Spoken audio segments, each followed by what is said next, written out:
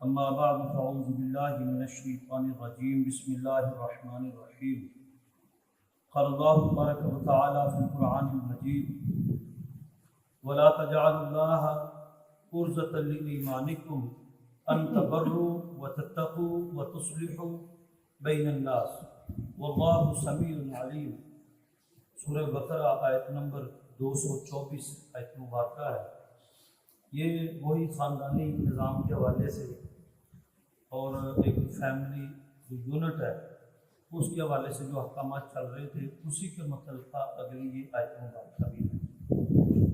وَلَا تَجْعَلُوا اللَّهَ عُرْضَةً لِأَيْمَانِكُمْ، اور تم اللہ کی قسموں کو تختہ مشق نہ بناؤ، بجائے یہ کہ آپ کی قسم کا بہار ہی نہ رہے، قسم کی ویلیو نہ رہے۔ یہاں پر قسم اٹھانے کی بات ہوئی ہے۔ اس سے جو پچھلی آیت ہے وہ یہی تھی جو کل ہم نے پڑھی کہ میاں بیوی کے تعلقات میں گواہ تیسرا کوئی نہیں ہوتا۔ میاں اور بیوی ہی خوب جانتے ہیں انہیں جو کیڑا جھوٹا ہے تو کیڑا سچا۔ اب تیسرا بندہ تو گواہ بھی نہیں ہوتا، اور میاں بیوی کے درمیان بعض ایسی چیزوں کے اوپر بھی جھگڑا ہوتا ہے جو وہ باہر بیان نہیں کر سکتے، بتا نہیں سکتے۔ اب پوری تفصیل بتائیں کسی کو منصف کھڑا کر کے تو خود ننگے ہوتے ہیں، تو یہ اللہ کو بھی گوارا نہیں ہے، اس سے بچانا ضروری ہے۔ اب اللہ نے یہ بات پہلے جو اس سے آیت کھلی ہے، اللہ نے کہا کہ وَاعْلَمُوا أَنَّكُمْ مُلَاقُوهُ، تہاڈے کو خوب اچھی طرح جانتا ہے کہ کون سچا ہے کہ کون جھوٹا ہے۔ جان رکھو کہ تمہارے رب سے ملاقات ہوگی، اس ڈر کو اپنے دل دے وچ رکھنا۔ اگلی آیت میں پھر اللہ نے کہا کہ ایویں بغیر وجہ تو قسمہ چک کے اللہ دی قسموں نو تختہ مشق بنائی رکھنا، اے کوئی گل نہیں ہے۔ جو بات ہے وہ سچی کھری درست بات کرو۔ جو بندہ ایک سچی بات کرے گا دوسرا بندہ اس کو قسم نہیں چکوائے گا، یہ پکی بات ہے۔ میاں بیوی یہ لے لیں، میاں بیوی میں سے دونوں کو پتہ ہے سچا کون ہے جھوٹا کون ہے۔ اگر خاوند سچی بات کر دے تو بیوی کہے گی کھا قسم، اور اگر بیوی بالکل صاف اور سچی بات کہے تو بندہ کہے گا کھا قسم، نہیں کہے گا۔ انہوں پتہ ہے کہ وہ سچ بول دی ہوئی ہے، وہ سچی ہے کھری ہے۔ قسم اس وقت کوئی بندہ اٹھواتا ہے دوسرے سے جب اگلے کو جھوٹا سمجھتا ہے اور اگلے کی بات کا اعتبار نہیں کرتا۔ تو اس لیے تو اللہ رب العالمین نے کہا کہ وَلَا تَجْعَلُوا اللَّهَ عُرْضَةً لِأَيْمَانِكُمْ، اپنی حصوں کو بچاؤ واسطے اللہ کی جھوٹیاں قسماں چک کے قسموں کو تختہ مشق نہ بناؤ۔ ایڈیاں مشقت قسم چکنے واسطے نہ کرو، جنی مشقت قسم چکنے واسطے کرنی ہے تو تھوڑی مشقت سچ بولنے تے کر لو۔ وَلَا تَجْعَلُوا اللَّهَ عُرْضَةً لِأَيْمَانِكُمْ، اور تم اپنی حصہ بچاؤ واسطے اللہ کی قسموں کو نشانہ نہ بنایا کرو۔ میں بھی قسمت چکی جانا ہر گل سے۔ رسول اللہ صلی اللہ علیہ وسلم نے فرمایا کہ 3 بندے ہیں اللہ رب العالمین کے اوپر بڑی لعنت ہے۔ اللہ قیامت کے دن فلا یزکیہم، اللہ ان کو گناہوں سے پاک نہیں کرے گا۔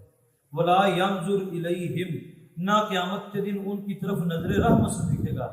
ولا یزکیہم وَلَهُمْ عَذَابٌ عَلِيمٌ، بلکہ ان کے لیے دردناک عذاب ہوگا۔ تو یہ دسو اس بندے کا عالم کی ہوئے گا کہ وہ میدان معاشر سے کھلوتا ہے تو اللہ انہوں ویندا بھی نہیں پیا، وہ گل بھی سننا نہیں چاہ رہا، اور انہوں گناہاں تو بھی پاک نہیں کرنا چاہ رہا۔ گل بات ہوئے گی تو معافی تلافی ہوئے گی، چلو اللہ گل ہی نہیں کرنا چاہ رہا۔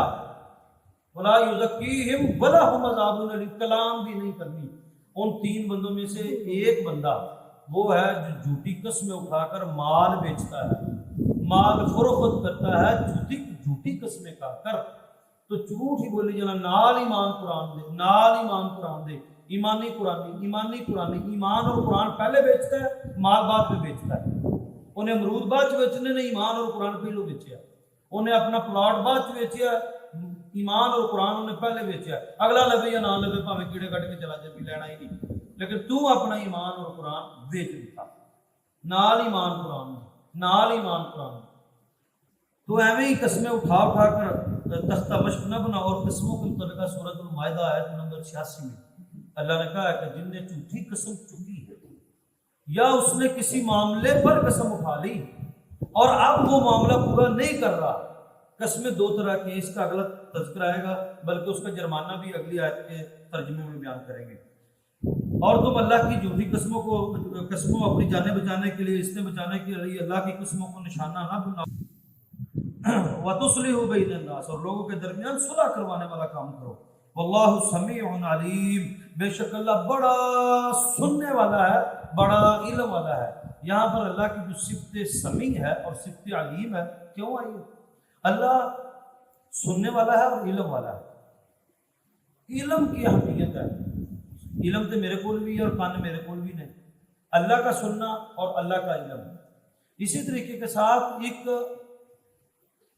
علم والا پڑھا لکھا بندہ اور ایک جاہل آدمی کے اندر فرق ہونا چاہیے۔ اللہ نے کہا کہ تینوں کان بھی دیتے نے تو تینوں علم بھی دیتا ہے۔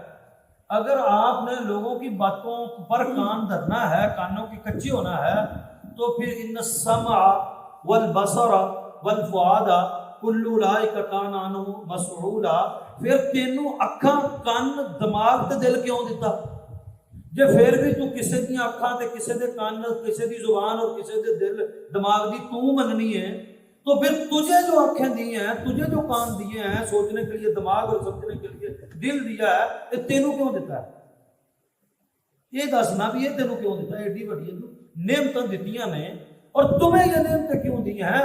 اگر تم نے کانوں کی کچی ہونا ہے، اعتبار دوسرے کے اوپر ہی کرنا ہے، تو پھر ان السمع والبصر والفؤاد کل اولئک کان عنہ مسئولا، ہم لوگوں کی کانوں سے، آنکھوں سے، دل اور دماغ سے قیامت کے دن سوال کریں گے کہ نہ کرو تو کی کام لے آئی۔ تو سمیع، علم والا وہ آدمی ہے جو بات کو سنے اور پھر اپنے علم پر پرکھے۔ مجھے ایک بندہ ذاتی طور پر اچھی طرح جانتا ہے، اور ایک بندہ آپ کو میرے بارے میں غلط خبر دیتا ہے، پہلے تو آپ اس کی خبر کو پرکھیں میری شخصیت پر، کہ میرے ساتھ آپ کے 7-8 سال گزرے ہیں، میں حافظ صاحب نو کیویں دا سمجھنا، کیا وہ یہ گل کر سکتے ہیں؟ یہ نہیں آگے بھی کتا کان لے کے کتے مگر بھج کے کان ویکھے ہی نہیں، یہ نہیں کرنا۔ بے شرمندگی ہوتی ہے، کیا ہوتی ہے؟ بعد میں شرمندگی ہوتی ہے۔ پہلے تو تسی یہ پرکھو کہ جس بندے کے بارے میں یہ بات کر رہا ہے، اس بندے کے بارے میں اب تک آپ کا ذہن اور نظریہ اور سوچ کیا ہے، کیا وہ یہ بات کر سکتا ہے؟ پھر آپ کو کہیں کہ یار معذرت مائنڈ نہ کرنا، میں پوچھنے آیا ہوں آپ سے، کسی بندے نے آپ کے بارے میں یہ بات مجھے بتائی ہے، میں نے اس کا یقین نہیں کیا، بس تسلی کے لیے آپ سے پوچھ رہا ہوں، تو جے تسی وہی سن کے ادھر چڑھائی کر دیو اور وہ گل جھوٹی نکل آئے اور پھر تسی پھنس جاؤ، اور بعد میں اپنا ایک مخلص دوست گنوا بیٹھو جدا ازالہ بھی دنیا سے دوبارہ نہ ہو سکے۔ آگے اللہ نے کہا لا یؤاخذکم اللہ باللغو فی ایمانکم، ہاں وہ قسمیں جو تم ایویں عادت بنی قسمیں چکن، تو عارضی طور پر ایویں جو قسمیں اٹھاتے رہتے ہو، ان پر تمہارا کوئی مواخذہ نہیں ہے، ان پر اللہ کوئی مواخذہ اور پکڑ نہیں کرے گا۔ قسم کو اپنی عادت نہیں بنانا چاہیے، قسمیں قسمیں قسمیں لفظ نہیں بولنا چاہیے۔ اللہ نے کہا لا یؤاخذکم اللہ، نہیں اللہ تمہاری پکڑ کرے گا، باللغو فی ایمانکم، تمہاری لغو ایویں چلدیاں پھردیاں قسماں سے تہاڈی پکڑ نہیں کرے گا اللہ، ہاں ولکن یؤاخذکم بما کسبت قلوبکم، قلوب دل، وہ قسمیں جو تم پھر اپنے دل کے ارادے سے کھاؤ، پکے ارادے سے کھاؤ، ان پر تمہاری پکڑ ہوگی۔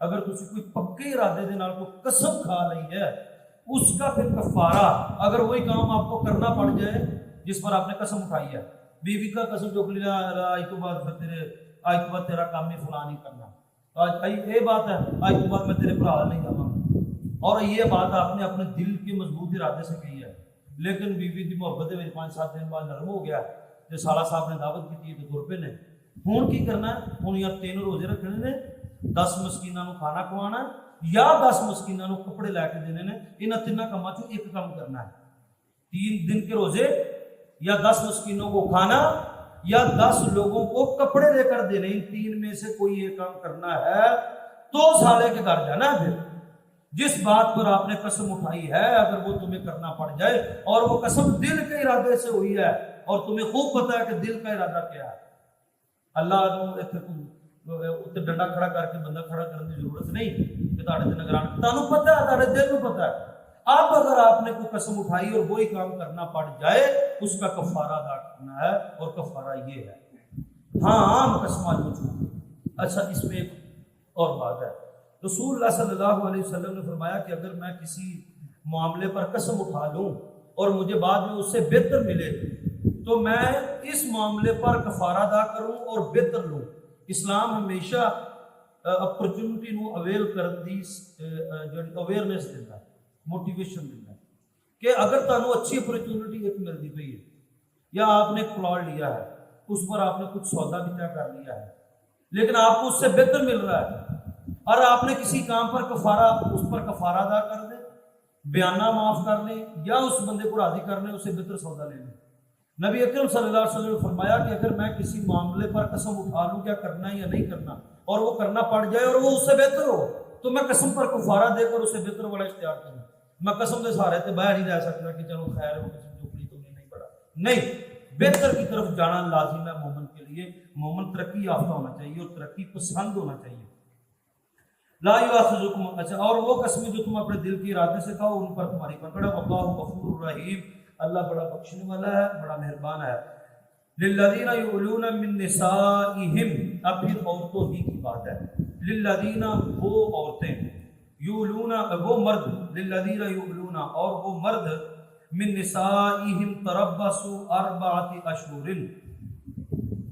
وہ مرد حضرات جو اپنی عورتوں سے قسم کھا لیں کہ ہوں میں انہوں واپس نہیں لے آواں گا، چل میکے چل اپنے ماں پیو کو تے ہوں انہوں واپس نہیں لے آواں گا، اس بات کی وہ قسم اٹھا لیں تو من نسائہم، اپنی عورتوں کی، کہ تربصوا، کہ میں انہوں واپس نہیں لے آواں گا، تو اربعۃ اشہر، تو ان کے لیے صرف 4 ہی مہینے مہلت ہے۔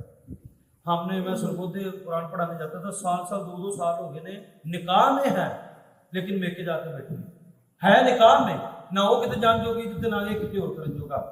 ایسی یہ ہماری جو معاشرتی کلچر ہے بکواس ترین۔ اسلام نے کہا صرف 4 مہینے، 4 مہینوں بعد فیصلہ کرنا ہے یا لے کے آنی ہے یا طلاق دینی ہے، تاکہ وہ بھی اپنا کرے تو تسی بھی اپنا کرو، بجے کیوں رہو۔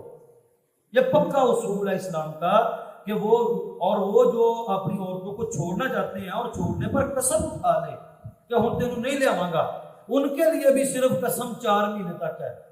4 مہینے بعد اربعۃ اشہر، اربع 4 کہتے ہیں، اشہر مہینے، 4 مہینے ان کے لیے ٹائم پیریڈ ہے بس۔ اس کے بعد فیصلہ آپ نے، اسی لیے اسلام نے کسی بھی ایک عورت ہے اس کا خاوند فوت ہوا تو اس کی عدت کتنی ہے؟ 4 ماہ 10 دن۔